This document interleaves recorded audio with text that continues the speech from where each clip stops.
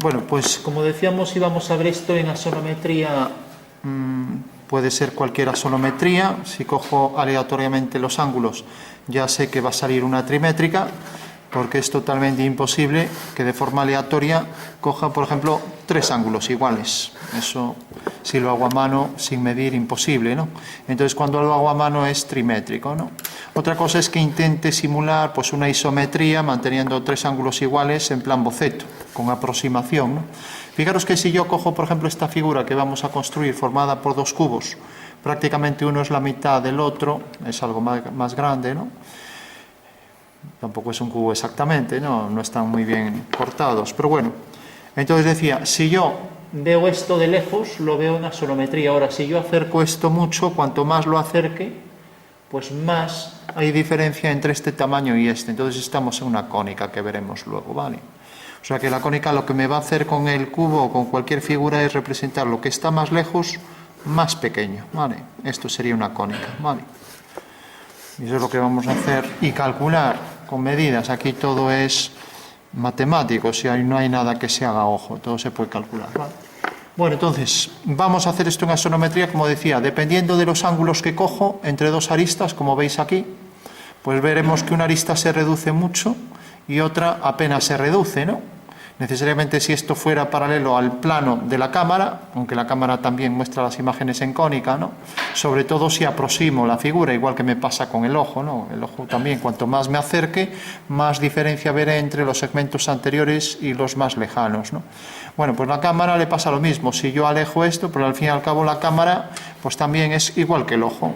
O sea, el ojo es un punto, que es la pupila, y que proyecta las imágenes sobre la retina, invirtiendo las imágenes, luego el cerebro las construye. Pero si os fijáis, esto es una transformación geométrica exactamente igual que hace la cámara. Tiene un grupo de lentes, el objetivo, que transforma las imágenes también, pues de la misma manera, ¿no?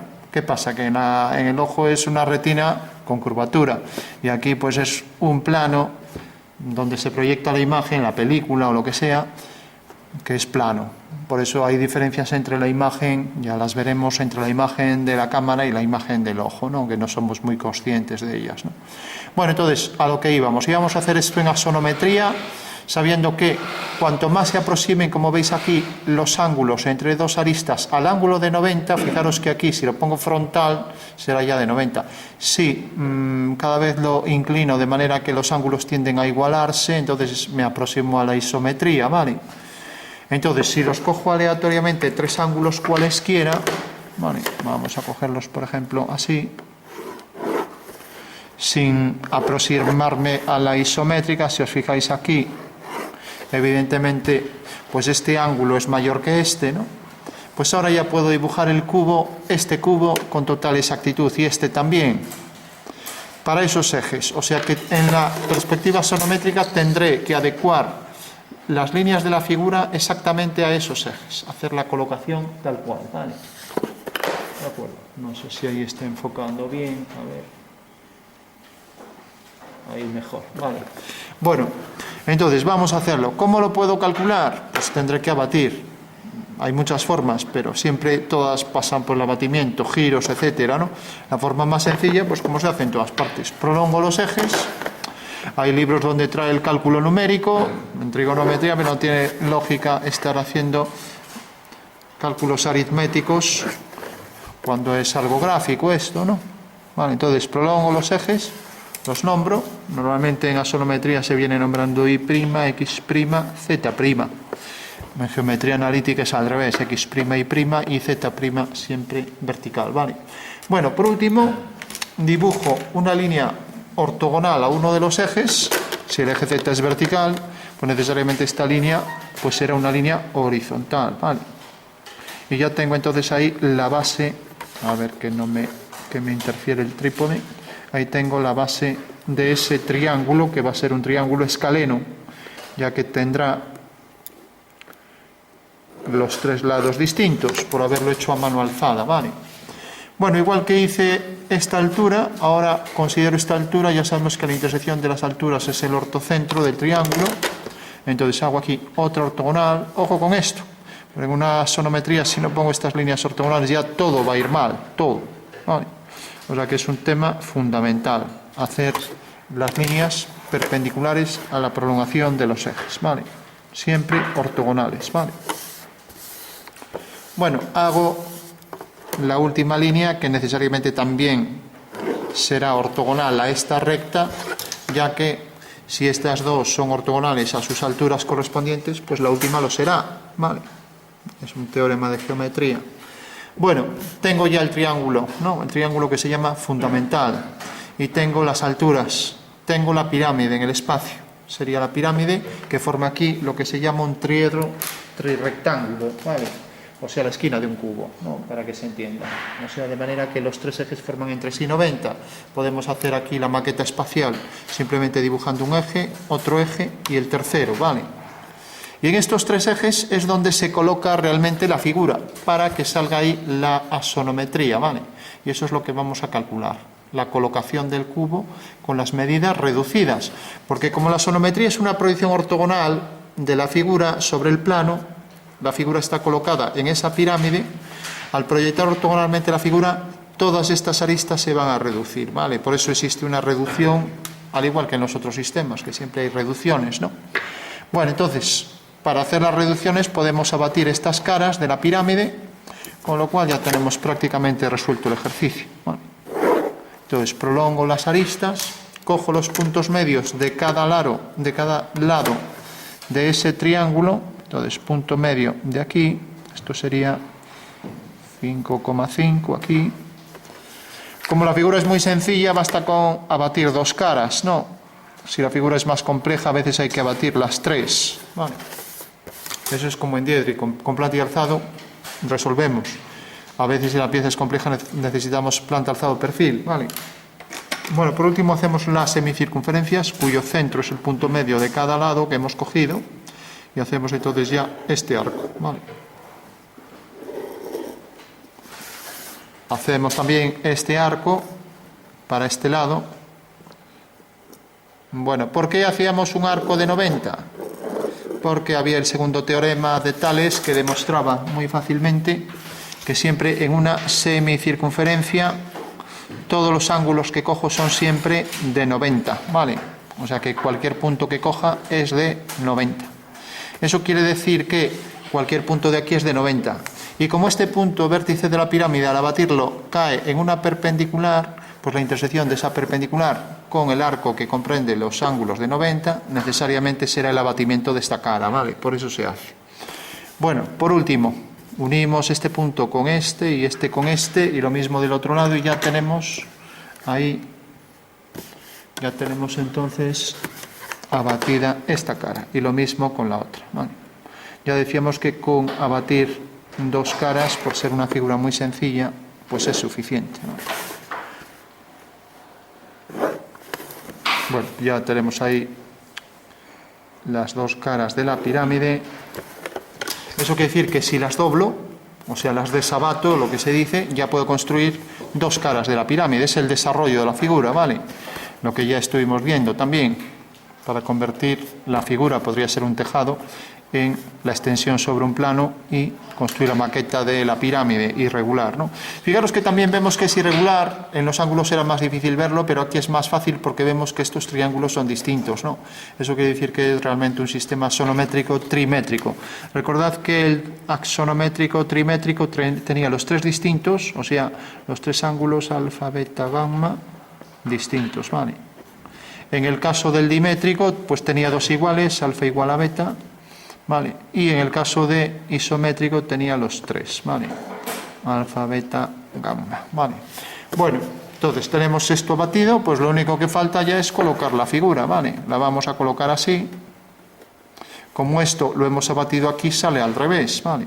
Entonces ya tenemos aquí esta cara cuadrada y vamos a colocar el otro cubo, por ejemplo, aquí, de manera que aquí saldrá el pequeño y aquí el grande, ¿vale? Entonces ya hacemos las dos figuras, tenemos aquí la figura en planta y ahora, una vez que la tenemos aquí en planta, pues bueno, aquí no nos viene muy bien, pero bueno, vamos a hacer aquí el alzado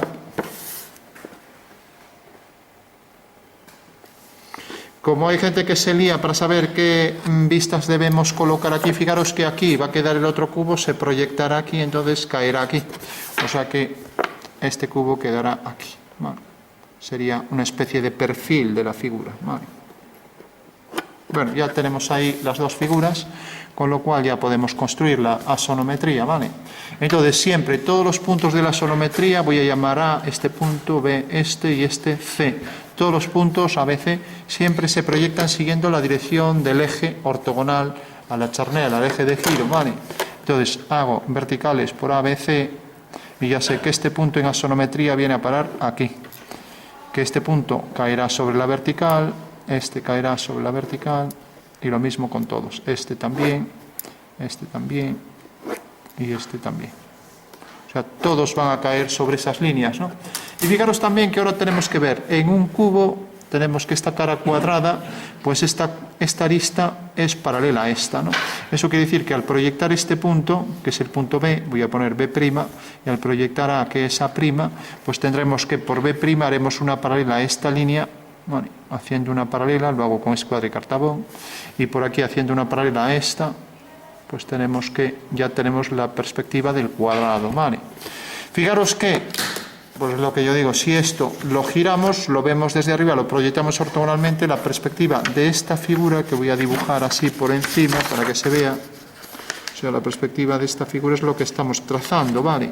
Sabiendo que ese plano tiene cierto ángulo respecto al plano de cuadro, ¿vale? O sea que esto, realmente en el espacio sería esto, doblo por el eje de giro, como veis aquí, y si os fijáis, esto es la sonometría, proyectada ahí, se ve de esa manera, ¿no? Lo veis, ¿no? Vale, todo el mundo entiende, ese sería el fundamento espacial, o sea que tendríamos la cara que contiene a la figura y la proyectamos ahí detrás, con lo cual tenemos la perspectiva del cuadrado y ahora al proyectar el punto C cae aquí, C', y ahora tenemos que esta línea es esta, ¿no? Ya que al abatir esto cae aquí, al desabatir quiero decir, este punto será este, y ahora aquí tendremos también un paralelogramo, ¿no? Porque en las asonometrías las líneas que son paralelas se proyectan y se transforman también en paralelas, ¿vale? Es lo que se llama en geometría un invariante proyectivo, algo que no varía por proyección. Entonces tengo este punto se transforma en este al hacer una paralela lo detecto aquí y estos dos puntos están alineados en una paralela al eje Y', ¿vale? Bueno, ya tengo la figura en planta y ahora ya solo me queda proyectarla en el alzado. Entonces este punto caerá sobre esta. Ahora sabemos que todo se proyecta siguiendo la dirección del eje Y', esto se proyectará siguiendo la dirección también de Y', ¿vale? Y entonces corta aquí, o sea que este eje es el eje Z abatido, lo ponemos así, Z abatido, por lo tanto el punto E cae aquí, E', ¿vale? Y ahora, como esta línea es paralela a esta, pues al desabatir también será paralela a esta, por lo tanto ya sabemos que haciendo una paralela por aquí a esta línea, pues ya tengo que esta cara en perspectiva pues será esta. Ya la puedo completar. Ahí tengo ya esta cara cuadrada, ¿vale? Y como toda la arista pasa por ahí a través, pues necesariamente aquí pasará a través y tendremos ya la perspectiva de esta cara superior, ¿no? Porque por aquí hago una paralela, corta aquí, ¿vale? Y ahora tengo aquí esta, ¿vale? Bueno, ya tengo el cubo al completo, ya solo me queda este sabemos que viene por aquí. ¿Qué altura tiene? Bueno, pues la altura me lo da esto, haciendo una paralela al eje Y', corta aquí. Por lo tanto, aquí hago una paralela a este eje, aquí prolongo la línea, aquí también, entonces ya tengo los dos cubos en asonometría al completo, ¿vale? De acuerdo. Bueno, pues esa sería ya la forma de construir la figura. Ahora ya sé matemáticamente que esto es cierto, ¿no? Y de hecho podría recortar la figura, como decía, la coloco ahí, a ver dónde está el cubo, lo coloco aquí, ¿no? Así, y al proyectarlo perpendicularmente al plano, puede que atraviese el plano, ¿no? Hay gente que en vez de pensar en clave de la pirámide hacia afuera, piensa hacia adentro y la coloca así. Es otra forma de hacerlo. A lo mejor hasta más intuitivo, ¿no? La coloca de la manera invertida, o sea, así. ¿Qué quiere decir eso? Que en realidad la pirámide viene por aquí así. ¿Vale? O sea que la pirámide es cóncava, o sea, hueco hacia abajo, ¿vale? Así. Digamos que es una pirámide incrustada en el papel, ¿no? Entonces, gente que prefiere verlo en clave que se mete hacia adentro, ¿no? Bueno, eso es igual, es lo mismo. Bueno, tenemos entonces esta figura, como veis, tiene todos los elementos perfectamente alineados. Si hago aquí la dirección de I', pues coincidirá con esta recta, ¿no? Este vértice coincidirá necesariamente con este, ya es una cuestión de precisión el trazado, ¿no? Vale. En la sonometría isométrica, pues los tres ejes coinciden, ¿no?, con los que tenemos aquí. O sea que esto saldrá un hexágono regular, de contorno, ¿no? Pero aquí no. De manera que este vértice pasa, en realidad, por la intersección de los tres ejes, ¿no? En este caso no, porque están cogidos al azar, ¿no? Y entonces eso no sucede, ¿no? Vale. Bueno, sabemos ya cómo se hace una sonometría. Esto valdría para cualquiera. Es trimétrica porque los ángulos son distintos, pero podría hacerlo para cualquiera, ¿vale? Y ya una vez que tenemos la sonometría, estábamos viendo y empezando a ver también figuras en 3D. Entonces, para intuir las figuras, y lo aplicaréis en bocetos, haremos, por ejemplo, pues un sombreado, ¿no? Y calculamos sombras. La parte de la geometría, aunque ya está en desuso, que estudia el cálculo de sombras, en el libro de Asensi tenéis un apartado sobre eso, se llama esciografía, era el nombre antiguo, ¿no? Esciografía, ya digo, hoy en día ya nadie lo conoce por ese nombre. Normalmente calcular sombras y reflejos está bien por si nos dicen, oye, estos cubos son de plástico, y aparte de proyectar sombras, también tienen algunas reflexiones, eso también se puede calcular, ¿vale? ¿Qué pasa? Que son elementos inversamente proporcionales, pero si un objeto refleja todo, es espejos, pues no tiene sombras, ¿vale? Entonces vamos a hacer un pequeño cálculo de sombras y rápido de reflejos para que se entienda lo que explico, ¿no? Entonces recordad que un reflejo es simplemente una simetría, y con esto completamos más el dibujo. Imaginaros que tengo aquí esta figura y la proyecto en un espejo, ¿vale? Entonces esta figura es un prisma y tengo aquí abajo un espejo, ¿no? Bueno, pues simplemente proyectando aquí estos dos puntos, la simetría espacial me generará ahí esta figura. Fijaros que gracias a la simetría puedo ver el inferior de esta figura. Si esto es la tapa de una botella o de una caja, pues ahí tengo el interior de la figura, ¿vale? Gracias al espejo, ¿no? Fijaros que es una simetría espacial. Eso quiere decir que este punto se refleja aquí, y si unimos los dos puntos, este punto medio será en realidad el punto del espejo, ¿vale? Una simetría espacial. En AutoCAD será la orden simetría 3D, ¿vale? Bueno, ya sabemos lo que es un reflejo, y si la superficie tiene cierto pulimento va a reflejar, ¿vale? Entonces veremos aquí, imaginando que estas dos figuras sean de plástico, aparte de las sombras tendrán algo de reflejo. Vamos entonces a calcular, vamos a imaginar, yo por ejemplo daría un dato para hacer el cálculo. Voy a decir que, por ejemplo, la sombra de la figura esta viene por aquí. Voy a hacer que la sombra más interesante, por ejemplo, que el punto este tenga su sombra proyectado en esta cara, ¿vale? De acuerdo. Bueno, pues fijaros, si una línea vertical se proyecta de manera que aquí pues será otra línea vertical, ya que será sobre un plano vertical, eso quiere decir que la sombra de este segmento será esta línea al completo, ¿vale? ¿De acuerdo? O sea que la sombra de este segmento será esto y llegará hasta aquí, ¿vale? Y como la figura podría continuar hasta aquí, pues necesariamente la sombra irá desde este punto hasta este. Eso quiere decir que la sombra de una línea paralela a un plano pues será una paralela, con lo cual ya tengo la sombra calculada de una figura sobre la otra, ¿vale? Así de simple. Si hago lo mismo aquí, entonces sigo esta misma dirección, sigo la misma dirección. Vamos a imaginar que estos planos coordenados no existen, entonces sigo esta dirección. Hago ahora la dirección esta, que es la dirección del rayo. Como veis, la dirección del rayo la tengo aquí, y a ver qué hacer con esto. Y al mismo tiempo tengo también la dirección por el suelo, o sea que el plano que contiene al rayo de luz, que es este, corta en el suelo a esta línea, según esta línea. Eso quiere decir que por aquí seguirá la misma dirección y el rayo seguirá también la misma dirección, ¿vale? Por lo tanto, corta aquí y la sombra de este punto será esta. La sombra de esta arista, por ser paralela al plano del suelo, será una paralela, ¿vale? La sombra de esta línea será, como es paralela a esta, pues será una paralela, y tenemos ese romboide. Y la sombra de esta línea será un segmento de igual medida. Eso quiere decir que si cojo esta medida, traslado este punto, traslado esto, cae aquí. Bueno, ya tengo la sombra de este cubo, tengo la de este proyectado, y me faltaría la sombra de este cubo. Entonces sigue esta misma dirección, ¿vale? Hacemos otra vez la paralela a esta línea, que es la dirección del rayo, Eso quiere decir que corta aquí, por lo tanto la sombra de esta línea será una paralela, ¿vale? Por ahí detrás, ¿vale? Y la sombra de esta línea será una paralela, ¿vale? Paralela a esta, todas esta, a la dirección esta. Bueno, ya tenemos la sombra que proyecta sobre el suelo, tenemos la sombra que proyecta sobre la figura y la que proyecta aquí el suelo, con lo cual ya estaría completo, ¿vale? Vamos por último, para que resulte más real, pues darle las sombras. Entonces tenemos, de este lado tenemos siempre, vamos a ver si cogemos aquí una que pueda hacer algo más de contraste, a ver si hay por aquí. Bueno, normalmente las sombras están siempre, son variables respecto a los reflejos que contienen, ¿vale? O sea que son dos elementos que interaccionan, ¿vale? Bueno, entonces, si le damos sombras, por ejemplo, a esta cara está de espaldas a la luz, entonces ya le daremos todo esto de sombra, ¿vale? Y le daremos también todo esto está de espaldas a la luz y será todo esto en sombra. Vale. Vamos a poner debajo papel para que no deje la textura de la madera.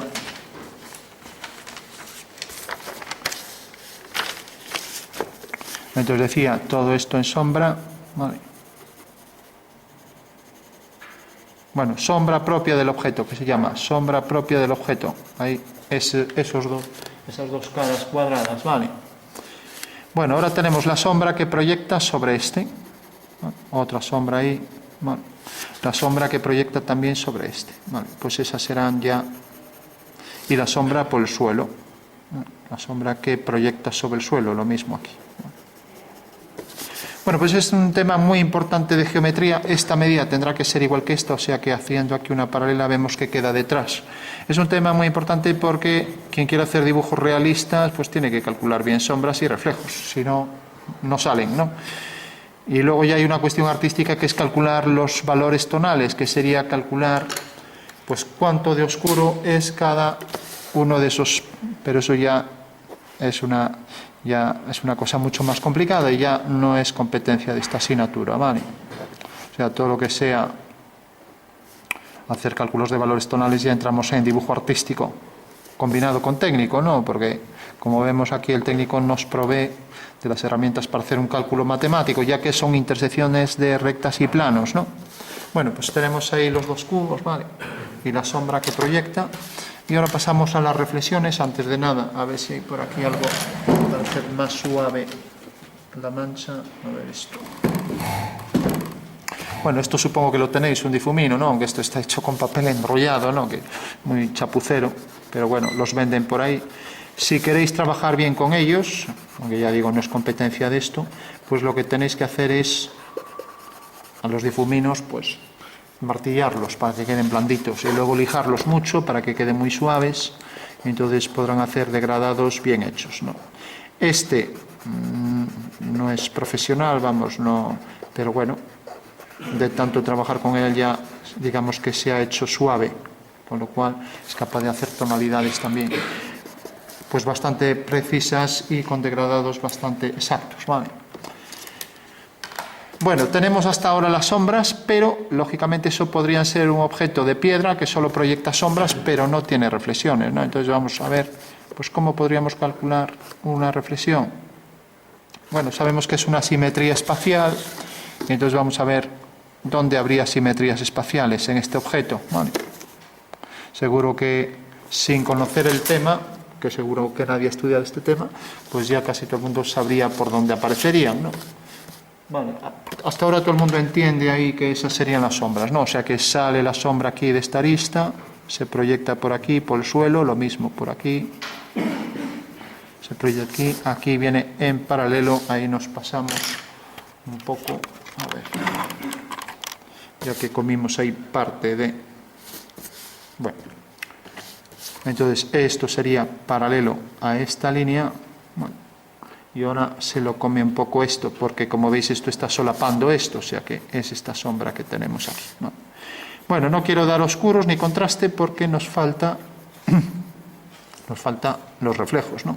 Ya que esta superficie que era rugosa, que por eso proyecta solo sombras, pues ahora vamos a calcular sus reflejos, ¿vale? Bueno, pues como los reflejos son una simetría en el espacio, pues ya sabéis, la simetría en el espacio pues es esto. Un punto P se refleja sobre un plano a igual distancia y una ortogonal, ¿no? Eso quiere decir que la sombra de este punto pues tendrá su reflejo ahí en una perpendicular, o sea que será la continuación, ¿vale? La sombra de este punto se reflejará en una perpendicular y la sombra de este punto en otra perpendicular, cogiendo una medida igual. Ya no vemos el final del cubo. Todo el mundo entiende que ese es el reflejo, ¿no? Bueno. Ahora, si cogemos esto, pues también se reflejará a igual distancia con la misma medida. Eso quiere decir que debemos coger con el compás o midiendo, con la regla, cogemos esta medida y ya colocamos aquí la medida y por tanto tenemos que el reflejo de esta arista vendrá hasta aquí y por tanto subirá por aquí arriba, ¿vale? O sea que ese será el reflejo de esta cara, de este trozo de la cara, ¿vale? Quedará aquí enfrente, ¿vale? ¿Todo el mundo lo ve? Sí. Fijaros también que hay otra cuestión y es que las sombras también se reflejan. Por lo tanto, no es suficiente con que haga... Y luego otra cuestión, fijaros que la luz parece que incide más ortogonalmente aquí que en esta cara, ¿no? Habría que calcular, abatir, eso ya sería bastante complicado, no lo vamos a ver, lógicamente, pero habría que ver si esta línea es más ortogonal a esta que a esta. Y si es más ortogonal, eso quiere decir que realmente esta cara y esta van a tener más luz que estas dos, que por ser paralelas llevarían la misma sombra, ¿no? Vamos a poner así un tono medio, ¿vale? O sea que esto llevará un tono medio y esto también, ¿vale? Bueno, eso todo el mundo lo entiende, ¿no? Cuanto más ortogonal es un plano a una cara, más luz va a recoger, ¿vale? Bueno, pues tenemos entonces la reflexión de esto y la reflexión de esto, como tiene una sombra, pues esta sombra se reflejará aquí enfrente con la misma medida, ¿vale? Y esto se refleja también con la misma medida, por lo tanto, la reflexión de ese trapecio, pues será este otro trapecio, ¿vale? Bueno, ya tenemos ahí dos trapecios, uno y el que tiene enfrente, y luego la reflexión de este rectángulo pues será otro rectángulo, ¿vale? Todo el mundo entiende eso, ¿no? ¿Se entiende eso? Sí. O sea que esto es una simetría en el espacio, se repite todo, ¿no? Y de igual forma este triángulo que viene hasta aquí pues también se proyectará ahí enfrente, con lo cual también esta cara habría que ponerla más oscura porque se refleja ahí enfrente con la oscuridad. Vale. Fijaros también que esta línea que viene por aquí la vamos a remarcar, pues necesariamente como es ortogonal a esta cara, pues se reflejará hacia abajo con el mismo tamaño, ¿vale? Eso quiere decir que vendrá por aquí.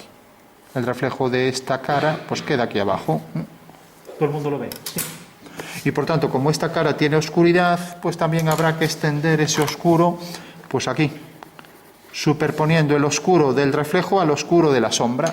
Y ahí es ya donde empiezan a interaccionar sombras y reflejos, con lo cual el ejercicio se puede complicar si quisiéramos hacer ese detalle, ¿no?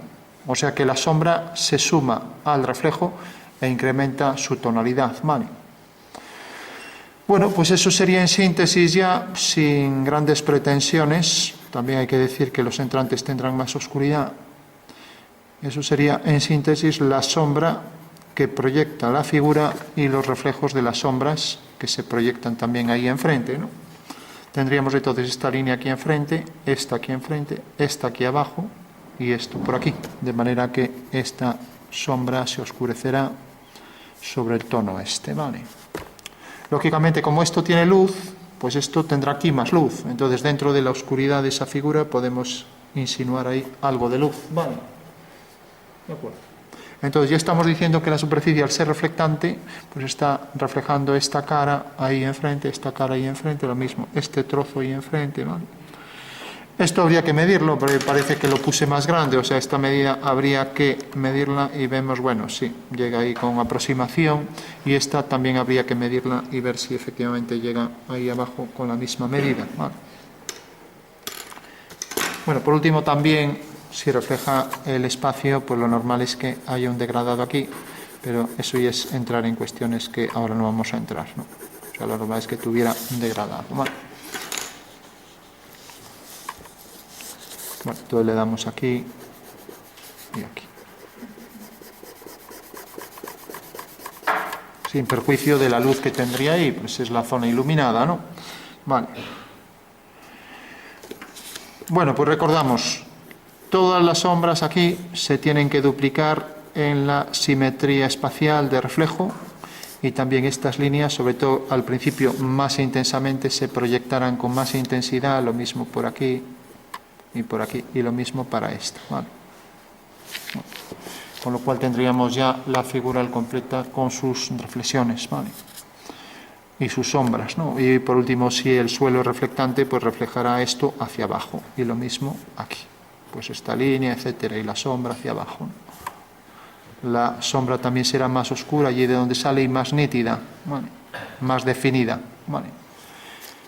Bueno, pues lo dejamos aquí. Se trataba de hacer la sonometría en verdad a la media. Ahora sabemos que según esos ejes, esa es la perspectiva exacta de la figura. Eso quiere decir que si la coloco así, exactamente, la intento colocar ahí en el espacio, pues debería tener exactamente el mismo tamaño, ¿vale? Como estamos con la cámara muy cerca, pues se ve la figura más grande, pero debería poder encontrar ahí la posición exacta según los ejes, ¿vale? De acuerdo.